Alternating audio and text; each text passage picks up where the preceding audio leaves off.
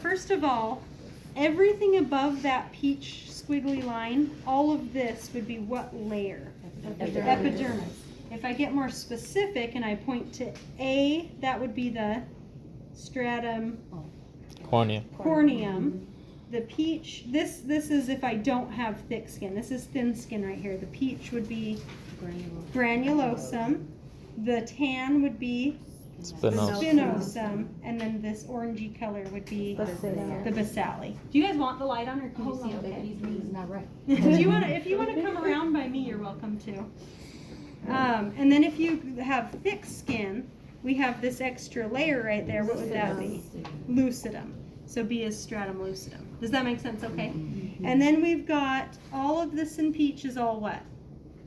The dermis. So the part up here, up high by these dome shapes is all the papillary dermis. And then all down here is the reticular dermis. Good. And then all that yellow blob of fat, that layer is called hypodermis. If I said what type of tissue is here, you would tell me adipose tissue.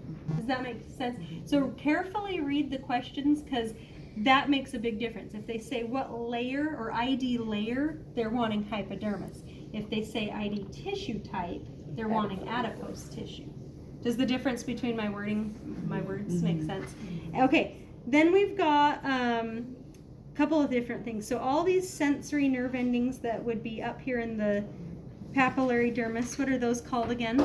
Merkel cells. Close. Starts with an M. Meissner's corpuscles. So Meissner's corpuscles are up towards the papillary area. Those are the ones that detect tickle or light touch. And then deep down near the hypodermis, the bigger ones are the lamellated or Paxinian corpuscles. And these detect deep, hard pressure.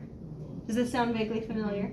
Then we have all these muscles, erector pili, good, those give you goosebumps. These glands next to a piece of hair would be sebaceous glands, okay? If I have a gland that right here makes its product and then it follows the hair, it is an apocrine sweat gland. Right here, if I have a gland that secretes all the way to the surface, eccrine sweat gland. So eccrine has its own duct, apocrine dumps in by the hair follicle. Does that make sense? Have I forgotten anything? The hair. Oh, the actual hair. So sticking up above the skin would be the shaft. Coming down under the skin would be the follicle. And then where it gets bulged down here at the bottom is all, so they've marked it as B. That's all the bulb. The root is what follows along the follicle on the sides and continues in with, so it's more like a layer. Yes. Okay. So it surrounds and protects the follicle. Okay. So the bulb is marked in B. It's like an area, a region at the bottom. The root is surrounding it the whole length down. Does that make sense? And it extends into the bulb.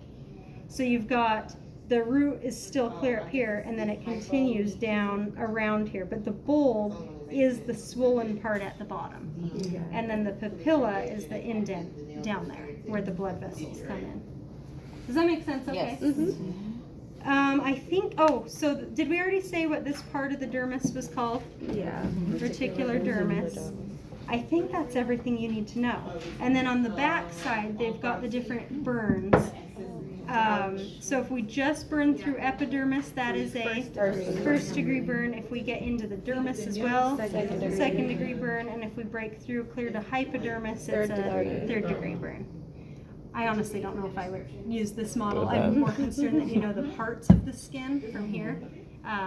But it's just kind of cool to see that. So, you guys feel okay?